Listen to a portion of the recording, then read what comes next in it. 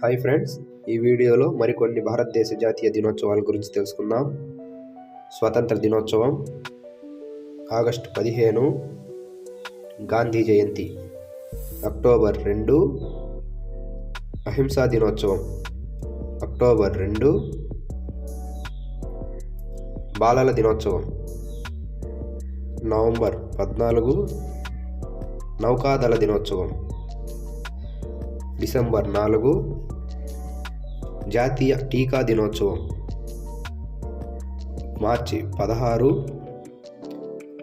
Ordinance ఫ్యాక్టరీల దినోత్సవం మార్చి 18, రామకృష్ణ జయంతి మార్చి 12, ఉద్యోగుల ప్రశంసా దినోత్సవం మార్చి 4, జాతీయ భద్రతా దినోత్సవం మార్చి 4. Thanks for watching. Please subscribe our channel.